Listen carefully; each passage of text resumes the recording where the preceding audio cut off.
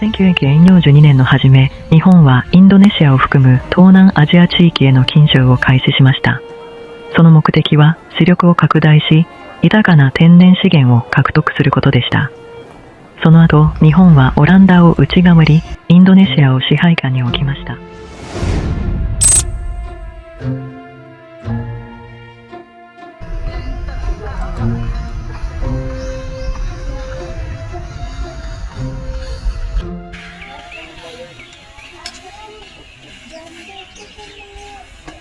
Indonesia-san, watashi tachi wa Kyore desu.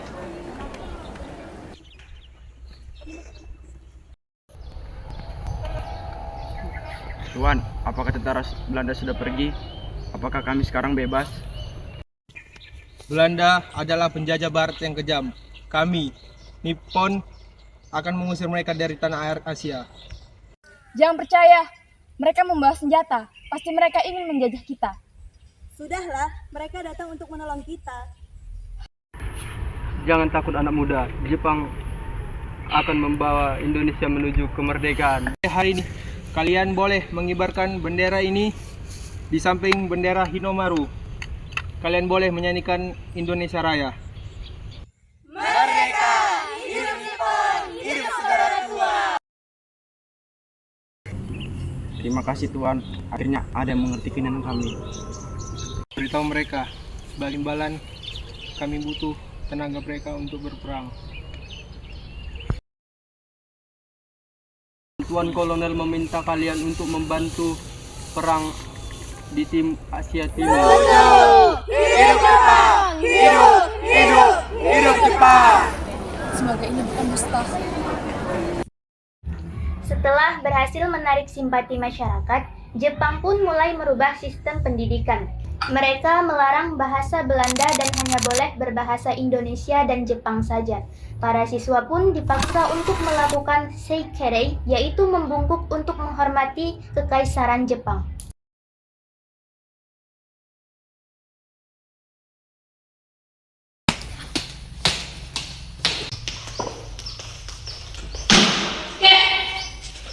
Anak-anak semuanya lakukan seikirei.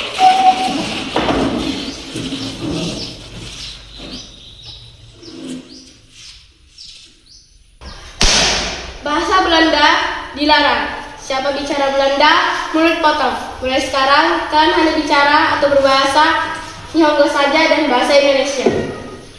Tapi Sensei, buku-buku kami semua bahasa Belanda. Kami tidak mengerti alfabet baru ini.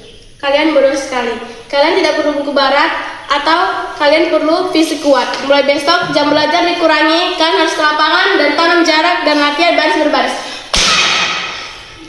Paham, Sensei?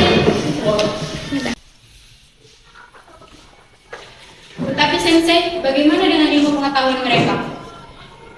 Ilmu pengetahuan terbaik adalah kesetiaan pada Tenko Haikai. Mulai sekarang, kalian perlu menghafalkan lagu Kimi ni Gayo.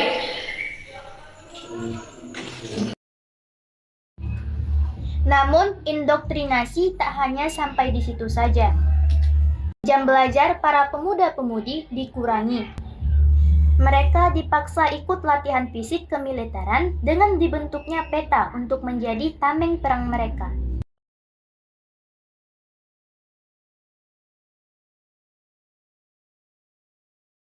Siswa laki-laki, perhatian. Migi, muke, migi. Hentakan kaki kalian sampai bumi bergetar. Jangan ada yang lemas. Kalian juga, barisan perempuan, pegang bambu runcing kalian setinggi dada. Kalian bukan hanya pendukung, kalian adalah pertahanan terakhir. Jangan di tempat.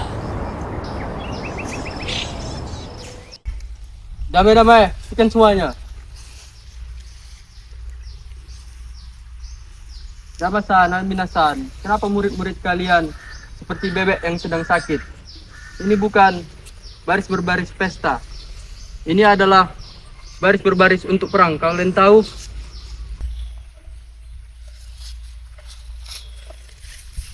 Maaf Kimurasan, mereka sudah berlatih sejak jam 5 pagi tanpa istirahat. Tenaga mereka mulai habis. Benar Tuan, terutama para siswi. Matahari terlalu terik untuk mereka hari ini. matahari ini adalah matahari dari Nippon. Tidak ada kata panas. Aduh. Agus, berdiri. Coba, bangun kamu. Prajurit tidak boleh tumbang sebelum peluru mengenai musuh dada. Tuan, dia pingsan karena perutnya kosong. Hasil panen kami diambil alih. Bagaimana kami bekerja jika tidak ada tenaga untuk berperang?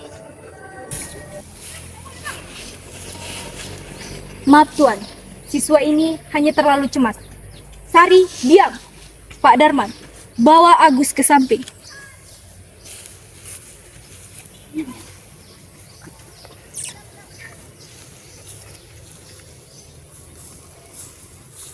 Tuan, beri kami waktu 10 menit. Saya akan pastikan setelah ini mereka berbaris lebih keras dari sebelumnya. 5 menit. Setelah itu kalian lakukan latihan tusuk bajonet. Jika ada murid kalian yang ngeloyo, saya akan menghukum kalian berdua. Siapkan mental kalian. Angkat kembali bambu kalian bagi nusa dan bangsa. Bersiap!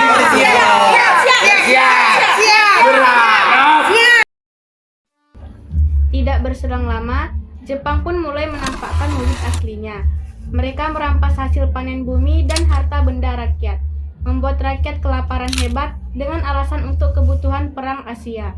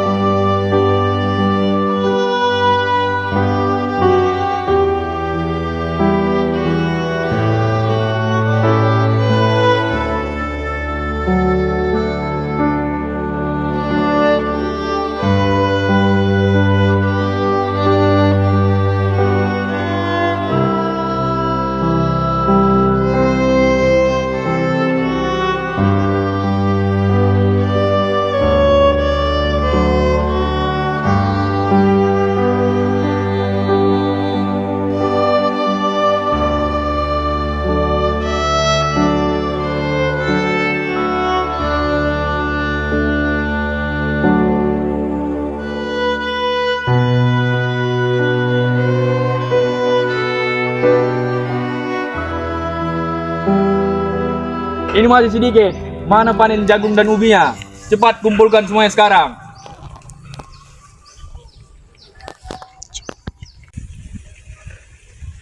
Ampun Tuan, panen kali ini sangat sedikit. Jika diambil semua, warga akan kelaparan Tuan.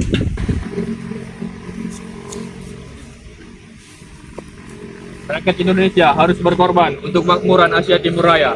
Tentara Kaisar butuh makan. Kalau tidak ada beras, jagung pun jadi. Tapi Tuan, anak-anak kami nanti makan apa Tuan? Ini adalah bekal terakhir kami Tuan. Tolong jangan ambil Tuan. Diam! Atau saya habisi. Dian, angkat itu. Ini keterlaluan. Kalian bilang kalian ingin membebaskan kami dari Belanda. Tapi kenapa kalian lebih kejam dari Belanda? Belanda lemah, Jepang kuat. Kalian beruntung bisa membantu kekaisaran. Cepat, kumpulkan semuanya sekarang.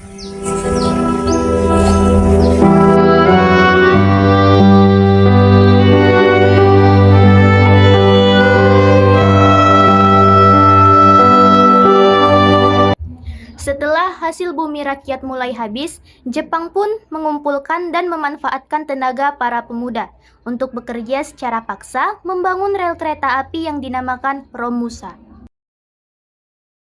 Para pemudi pun tak luput dari kekejaman Jepang. Mereka diiming-imingi mendapat beasiswa di Tokyo. Nyatanya mereka hanya dijadikan budak dan para tentara Jepang.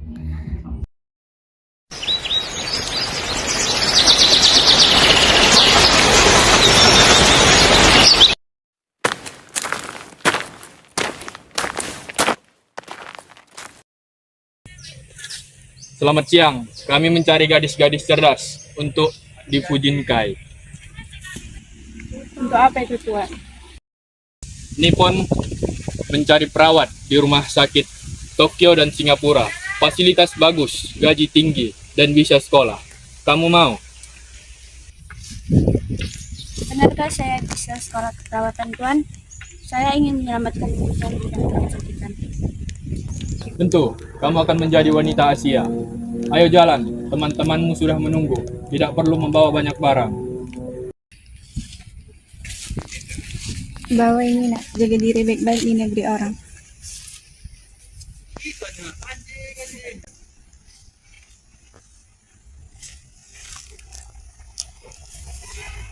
Dadah Ibu, Siti akan ngirim duit banyak-banyak ya. Dadah.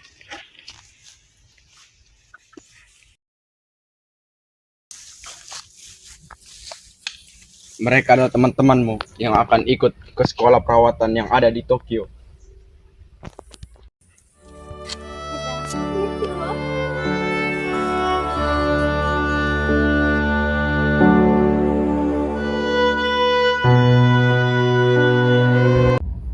Selang beberapa tahun, para pemuda-pemuda bangsa tidak tahan mendengar dan melihat apa yang dilakukan Jepang kepada rakyat. Mereka pun bertekad bulat untuk melakukan perlawanan. Perlawanan para pemuda peta di Blitar adalah perlawanan yang paling bersejarah, yang diketuai oleh Supriyadi.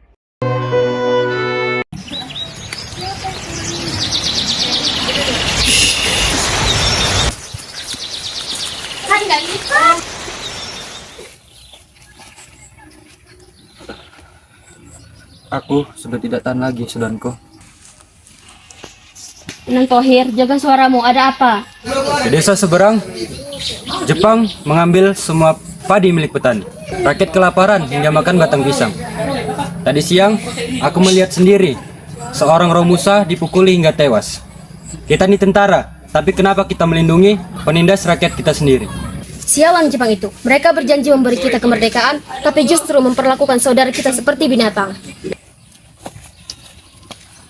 Cukup.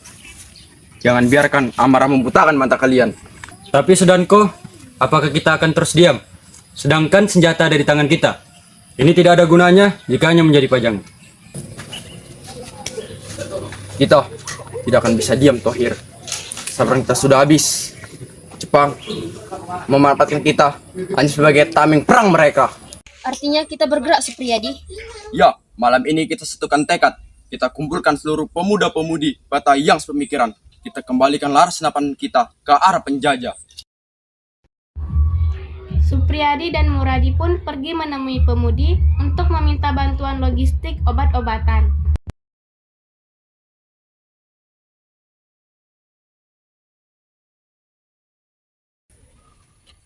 Karena malam ini kami akan memutuskan perlawanan terhadap Jepang. Kami butuh bantuan pemudi. Melawan Jepang, tapi kami tidak memegang senapan, Sudanko. Perang bukan cuma soal peluru. Kami butuh pemudi untuk mengurus logistik, obat-obatan, dan menjadi kurir pesan rahasia. Jika Jepang tahu, nyawa kami taruhannya. Penindasan Jepang menimpa kita semua, bukan laki-laki saja. Apakah pemudi akan diam melihat tanah air ini hancur? Tidak, jangan remehkan kami. Jika pemuda berada di garis depan, maka kami siap menjadi benteng di garis belakang. Bila perlu, kami juga akan ikut berperang bersama kalian. Merdeka. Bagus, kumpulkan pemudi yang kau percaya. Siapkan pos medis di kaki gunung sebelum fajar. Namun, info mata-mata pemuda diketahui oleh Jepang. Mereka pun bertekad untuk melakukan perlawanan pada tanggal 14 Februari 1945.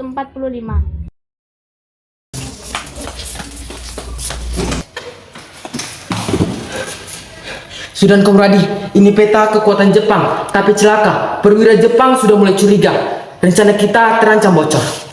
Sialan, waktu kita habis. Kita harus segera menemui Supriyadi sebelum kita semua dieksekusi. Kapan kita mulai menyerang, saudaraku? Tanggal 14 Februari dini hari, kita kuasai markas Blitar. Kita rebut gudang senjata dan bebaskan rakyat. Ingat, tidak ada kata mundur. Ini hidup atau mati untuk bumi pertiwi.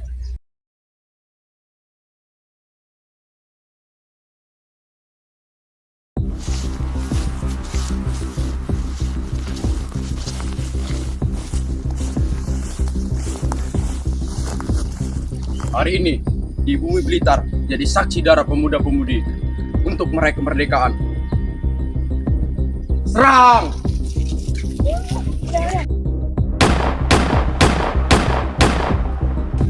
Warewananda, kurang ajar. Para pemberontak itu berani berkhianat. Seluruh pasukan, ambil posisi bertahan. Jangan mundur selangkah pun.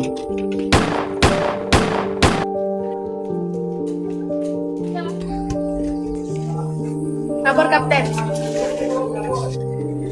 Mereka menyerang gudang senjata dan memotong jalur komunikasi kita. Bodoh. Kita adalah tentara Kekaisaran Dai Nippon yang tidak kenal takut. Siapkan senapan mesin di benteng barat. Hancurkan mental mereka dengan tembakan bertubi-tubi. Tangkap hidup-hidup pemimpinnya untuk dieksekusi. Ayo, ambil senjata mereka. Kita kuasai markas senjata mereka.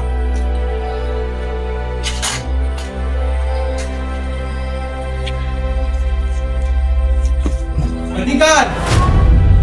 Dengarkan, kalian para pemberontak. Kalian tidak akan bisa pernah mengalahkan kekuatan kekaisaran kami. Menyerahlah, atau tanah ini akan menjadi kuburan kalian semua. Serang!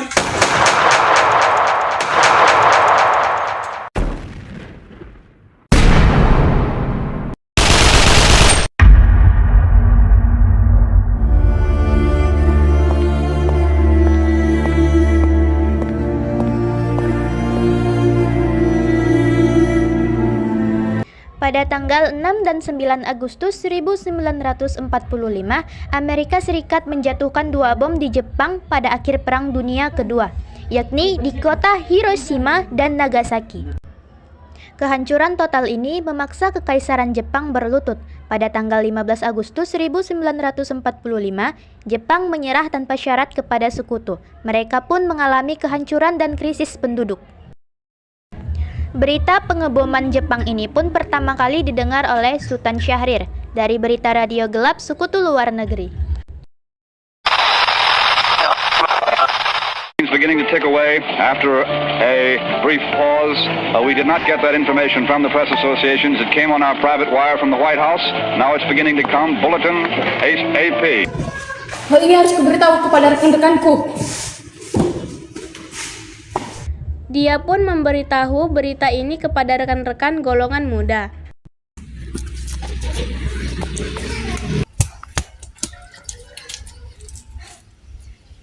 Kenapa, Bung? Bung, radio telah mengatakan bahwa Jepang telah menyerah tanpa syarat kepada sekutu. Kalau begitu, terjadi kekosongan kekuasaan di Indonesia sekarang. Ini momentum emas kita. Kita harus segera bertindak sebelum sekutu datang. Apakah Soekarno dan Hatta sudah mengetahui berita ini, Bung? Belum. Pasti mereka tetap memilih untuk menunggu keputusan PPKI buatan Jepang. Kemerdekaan hadiah Jepang itu sangat memalukan. Pengorbanan Peta Blitar akan menjadi sia-sia jika kita tidak mandiri. Jangan buang waktu. Kita datangi Soekarno sekarang. Setuju. Sejarah harus ditulis oleh tangan pemuda sendiri. Bersiaplah. Merdeka! Merdeka! Para pemuda pun memberitahu dan memaksa Soekarno agar segera memproklamasikan kemerdekaan. Namun, Soekarno menolak karena harus menunggu keputusan PPKI terlebih dahulu. Kita harus segera melakukannya, Bung. Jika tidak, ini tidak akan menjadi kemerdekaan kita. Oke, baiklah. Assalamualaikum.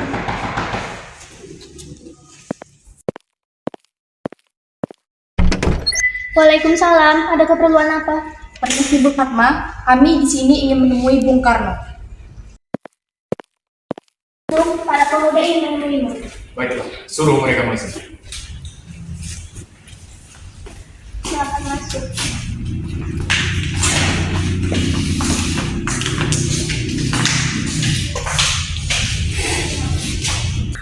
Bung Karno, Jepang sudah menyerah kepada sekutu. Ini saatnya kita merdeka. Tunggu dulu, kita harus pastikan beritanya resmi dan merapatkannya lewat PPKI.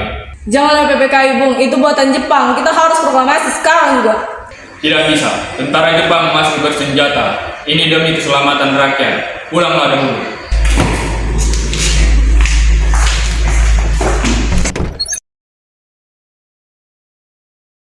Mereka pun kembali menemui Soekarno agar segera proklamasi. Namun, Soekarno tetap menolak dan memaksa harus tetap menunggu sidang PPKI terlaksana.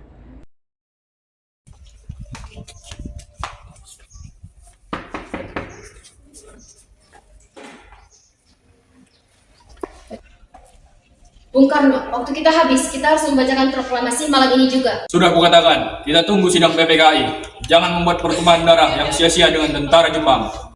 Kita tidak butuh PPKI buatan Jepang. Jika Bung menolak, besok pemuda akan melakukan pemberontakan. Ini leherku. seret aku ke pojok dan potong leherku malam ini juga. Jangan tunggu sampai besok. Aku tidak akan mengorbankan rakyat karena emosi kalian. Bung, kami permisi.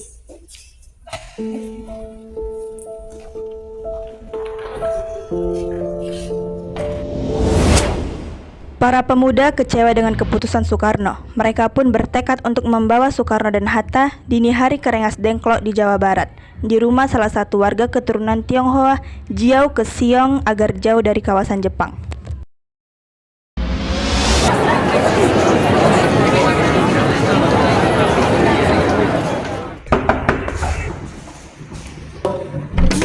Bung, mari ikut kami ke Rengas Dengklok.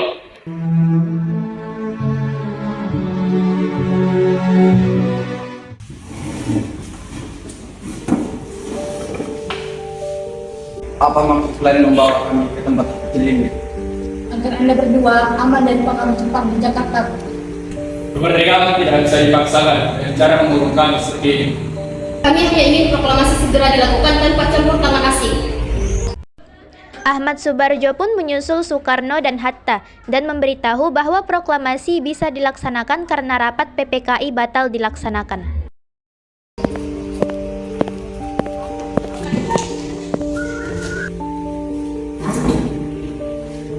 Bung Karno, Bung Hatta, mari kita kembali ke Jakarta sekarang.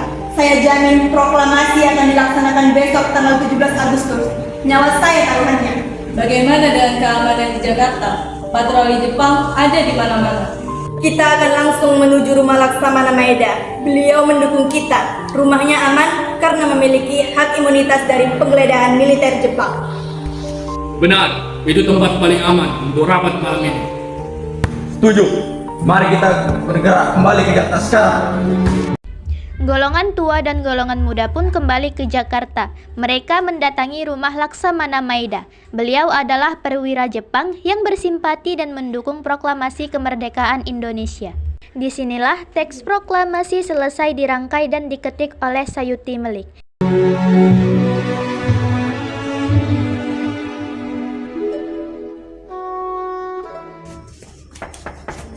Permisi Tuan.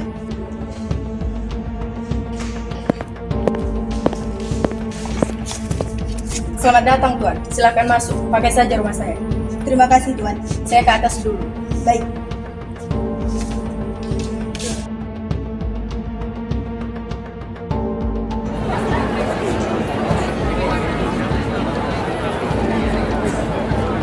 Pegang pulpennya, mari kita buat draftnya. Tuan Subarjo, bagaimana kalimat pertamanya? Tulis, kami bangsa Indonesia dengan ini menyatakan kemerdekaan Indonesia. Lalu lanjutannya apa, Bung Hatta? Tambahkan hal-hal yang mengenai pemindahan kekuasaan dan lain-lain diselenggarakan dengan cara seksama dan dalam tempo yang sesingkat-singkatnya. Untuk tanda tangan, cukup Bung Karno dan Bung Hatta saja atas nama bangsa Indonesia. Bagaimana semuanya? Setuju? Setuju. Sayuti, tolong ketik naskah ini. Baik Bung, akan saya ketik. Naskah sudah siap. Lalu bagaimana dengan bendera untuk besok pagi, Mas? Fatmawati, tolong jahitkan bendera merah putih sekarang juga untuk upacara besok. Baik, Mas.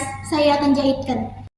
Dan proses pembacaan proklamasi dilaksanakan di kediaman Soekarno pada tanggal 17 Agustus 1945 pukul 10 di Jalan Pegangsaan Timur nomor 56 Jakarta.